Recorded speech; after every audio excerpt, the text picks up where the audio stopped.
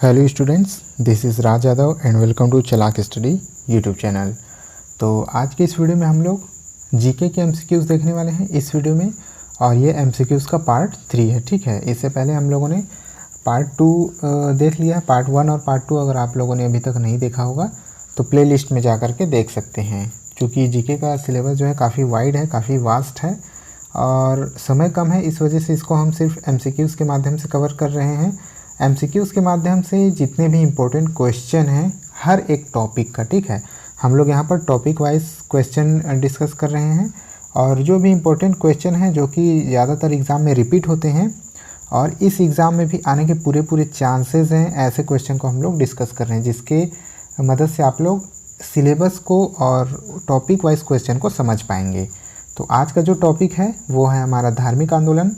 धार्मिक आंदोलन में कैसे टॉपिक आते हैं, जैसे धर्मों से रिलेटेड जैन धर्म है, बौद्ध धर्म है, ठीक है, इसके बाद ईसाई मुस्लिम धर्म है, जितने भी धार्मिक आंदोलन हैं और धर्मों से जुड़ी हुए बातें हैं और महापुरुषों से रिलेटेड क्वेश्चन हैं, उनसे रिलेटेड सभी तरह के क्वेश्चन एग्ज़ाम में आते हैं। और ज़्यादातर जैन और बौद्ध धर्म से रिलेटेड प्रश्न आते हैं, तो आपको इन दोनों टॉपिक को बहुत अच्छे से देख लेना है। ठीक है, तो जैन और बौद्ध, ठीक है, कौन कौन सा, जैन और बौद्ध, इन दोनों टॉपिक को आपको अच्छे से कर लेना है। जिस भी माध्यम से आप पढ़ रहे हो, तो इन आज के इस एमसीक्यूज़ की मदद से हम इन्हीं टॉपिक को देखने की कोशिश करेंगे।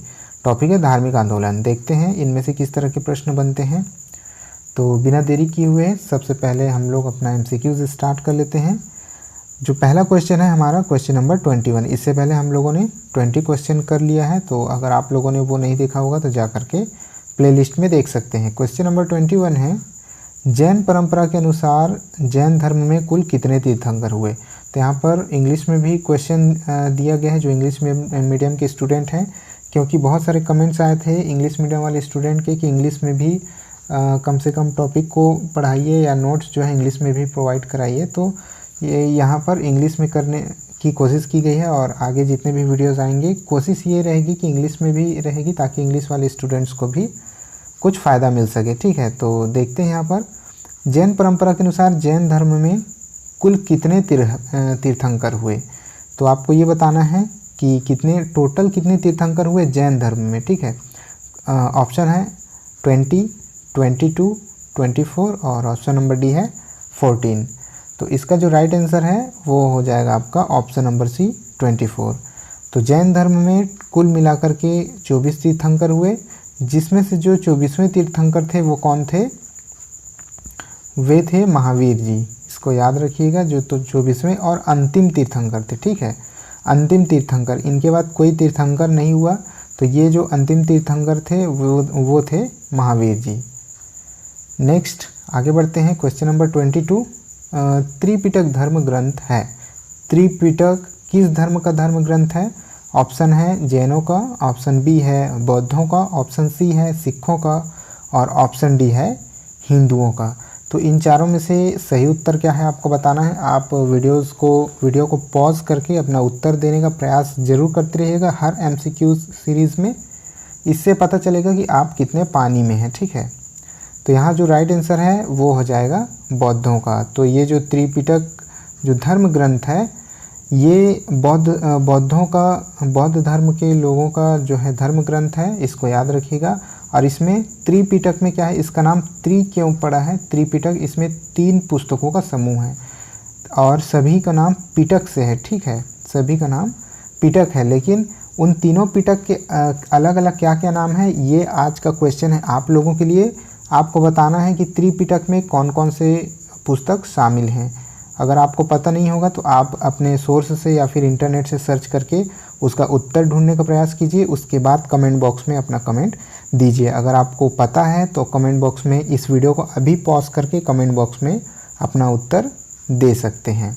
आगे बढ़ते हैं। क्वेश्चन नंबर 23 है यहाँ पर, किसके द्वारा तृतीय बौद्ध संगीति को संरक्षण प्रदान किया गया था। तो आपको बताना है कि इन 4 राजाओं में से, इन 4 शासकों में से किसने जो है तृतीय, ठीक है, तृतीय बौद्ध संगीति को संरक्षण प्रदान किया था। आपके ऑप्शन है option number 1 Kanishka, option number B Ashok, option number C Mahakashyap और ऑप्शन नंबर डी है उपाली। तो ये जो तृतीय बौद्ध संगीति है, ये बौद्ध संगीतियाँ असल में अभी तक 4 हुई हैं, 1, 2, 3 और 4, चतुर्थ बौद्ध संगीति तक हुई है। ठीक है, जिसमें से सबसे पहला जो बौद्ध संगीति था उसका संरक्षण किया था अजातशत्रु ने, दूसरे वाले का किया था कालाशोक ने, तीसरे वाले का अशोक ने और चौथे वाले का कनिष्क ने। ठीक है, तो यहाँ जो आपका राइट आंसर होगा वो वाला हो जाएगा। चूँकि यहाँ तृतीय बौद्ध संगीति पूछी गई है तो आपका जो राइट आंसर है वो हो जाएगा अशोक। तृतीय बौद्ध संगीति का संरक्षण अशोक ने किया था।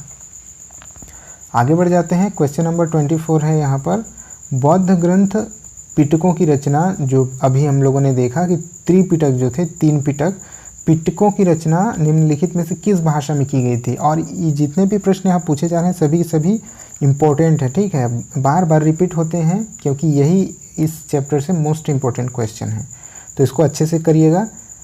तो जो त्रिपिटक है उनकी रचना किस भाषा में की गई है? ऑप्शन नंबर ए है संस्कृत, ऑप्शन नंबर बी है अर्धमागधी, ऑप्शन नंबर सी है पाली, ऑप्शन नंबर डी है प्राकृत। तो यहाँ जो बौद्ध धर्म ग्रंथों की रचना के बारे में बात की गई है, तो आप लोग सीधा सीधा याद रखिएगा कि जितने भी बौद्ध ग्रंथों की रचना हुई है वो यहाँ पर जो राइट आंसर हो जाएगा वो होगा ऑप्शन नंबर सी पाली भाषा। ठीक है, तो जितने भी बौद्ध धर्मों की रचना हुई है वो पाली भाषा में हुई है, इसको अच्छे से याद रखिएगा। और जितने भी जैन ग्रंथों की रचना हुई है वो हुई है प्राकृत भाषा में, इसको भी याद रखिएगा। जैन ग्रंथों का प्राकृत भाषा में और बौद्ध ग्रंथों का पाली भाषा में। और ये जो प्राकृत भाषा है उसी को कर दिया जाता है अर्धमागधी। तो ये प्राकृत और अर्धमागधी लगभग एक समान है। आगे बढ़ते हैं, क्वेश्चन नंबर 25 है, सांची क्यों विख्यात है? तो सांची आप लोगों ने सुना होगा, सांची विख्यात क्यों है?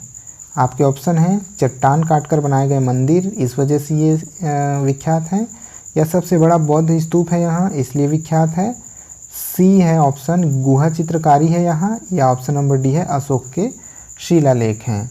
तो यहाँ जो आपका राइट आंसर होगा वो हो जाएगा आपका ऑप्शन नंबर बी। जो सांची का जो स्तूप है, आप लोगों ने सांची स्तूप का नाम सुना होगा, तो जो सबसे बड़ा बौद्ध स्तूप है वो सांची का स्तूप है। आगे बढ़ते हैं, क्वेश्चन नंबर 26 की ओर। क्वेश्चन नंबर 26 क्या कहता है? महावीर की माता कौन थी? तो ये भी इम्पोर्टेंट क्वेश्चन है, आपको बताना है ये जो महावीर की माता, उनकी पत्नी, उनके बच्चे, इन सभी के नाम आप लोग को अच्छे से याद कर लेना है, क्योंकि ये बहुत ज़्यादा इम्पोर्टेंट क्वेश्चन है और ये सभी महावीर जी से बहुत अच्छे से कनेक्टेड प्रश्न हैं, इसको अच्छे से याद रखिएगा। ऑप्शन है option number A Yashoda, option number B Anojja, option number C है त्रिशला, ऑप्शन नंबर डी है देवानंदी। तो आपको बताना है कि इन चारों में महावीर जी की माता का क्या नाम था। तो आपका जो राइट आंसर है वो हो जाएगा ऑप्शन नंबर सी त्रिशला। तो महावीर जी की माता का नाम था त्रिशला। आगे बढ़ते हैं, क्वेश्चन नंबर 27 है, प्राचीनतम विश्वविद्यालय कौन था? प्राचीनतम, प्राचीनतम कहने का मतलब है ओल्डेस्ट, ओल्डेस्ट यानी सबसे पुराना। ठीक है, पुराना नहीं बल्कि सबसे पुराना। तो सबसे प्राचीन, सबसे पुराना विश्वविद्यालय कौन है? ऑप्शन नंबर ए है Gandhar, option number B Kannauj, option number C Nalanda, या फिर ऑप्शन नंबर डी है वैशाली। तो यहाँ जो राइट आंसर है वो आपका हो जाएगा ऑप्शन नंबर सी नालंदा। आप लोगों ने नाम सुना होगा नालंदा विश्वविद्यालय का। नालंदा विश्वविद्यालय विश्व का प्राचीनतम विश्वविद्यालय है, यानी पूरी दुनिया का सबसे पहला, सबसे पुराना विश्वविद्यालय कौन सा है? नालंदा। आगे बढ़ जाते हैं, क्वेश्चन नंबर 28 है, महावीर की मृत्यु कहाँ हुई थी? ठीक है, ऑप्शन है आपके, ऑप्शन ए है श्रवण बेलगोला, ऑप्शन बी है लुम्बिनी, ठीक है, ऑप्शन सी है कुलगुमले, ऑप्शन डी है पावापुरी। तो आपको बताना है इन चारों में से किस जगह पर महावीर जी की मृत्यु हुई थी। तो आपका जो राइट आंसर है वो हो जाएगा ऑप्शन नंबर डी पावापुरी, यानी कि महावीर जी की मृत्यु पावापुरी में हुई थी। आगे बढ़ते हैं, क्वेश्चन नंबर 29 है, जैनियों के पहले तीर्थंकर कौन थे? तो जो सबसे पहले हम लोगों ने क्वेश्चन किया वहाँ मैंने आपको बताया हुआ था, ठीक है, कि जैनियों के जो आखिरी तीर्थंकर थे 24वें नंबर के, वो थे महावीर जी। तो यहाँ पूछा गया है कि पहले तीर्थंकर कौन थे। तो यहाँ जो ऑप्शन है आपके वो है अरिष्टनेमी, पार्श्वनाथ, अजीतनाथ और है ऋषभदेव। तो यहाँ जो आपका राइट आंसर है वो हो जाएगा ऑप्शन नंबर डी, ऋषभदेव। जी हाँ, इसको अच्छे से याद रखिएगा। पहले तीर्थंकर जो हैं ऋषभदेव हैं और 24वें तीर्थंकर जो हैं 24वें तीर्थंकर जो हैं वो हो जाएंगे आपके महावीर जी। ठीक है, आगे बढ़ जाते हैं। आपका आज का लास्ट और क्वेश्चन नंबर 30 जो है वो है, गौतम बुद्ध ने अपना प्रथम उपदेश कहाँ दिया था? तो आपको बताना है, आपके ऑप्शन है बोध गया, लुम्बिनी, ऑप्शन नंबर सी है सारनाथ और ऑप्शन नंबर डी है कुशीनगर। तो इसका जो राइट आंसर होगा यानी कि गौतम बुद्ध जी ने अपना प्रथम उपदेश कहाँ दिया था, इसका राइट आंसर हो जाएगा ऑप्शन नंबर सी सारनाथ। ठीक है, तो गौतम बुद्ध जी ने अपना जो प्रथम उपदेश, सबसे पहला उपदेश कहाँ दिया था? सारनाथ। तो इसका जो ऑप्शन नंबर सी है वो आपका हो जाएगा राइट आंसर। तो ठीक है दोस्तों, इतना आज के इस वीडियो में इतने ही क्वेश्चन थे और इन सभी के सभी मोस्ट इम्पोर्टेंट क्वेश्चन हैं। तो अभी आप लोग जैसे कि EMRS से रिलेटेड अपनी तैयारियां कर रहे होंगे, तो इसके तैयारी के लिए ये चैनल आपके लिए बेस्ट चैनल रहेगा, क्योंकि इसमें आपकी तैयारियों से रिलेटेड प्रतिदिन हर सब्जेक्ट से रिलेटेड जो वीडियोस हैं वो अपलोड हो रहे हैं। ठीक है, इस वजह से इस चैनल को सब्सक्राइब जरूर कर लीजिएगा और साथ ही अगर वीडियो पसंद आया होगा तो लाइक ज़रूर कर दीजिएगा और अपने दोस्तों के साथ इसको शेयर भी कर दीजिएगा। आज के इस वीडियो में इतना ही, मिलते हैं अगले वीडियो में, तब तक के लिए जय हिंद।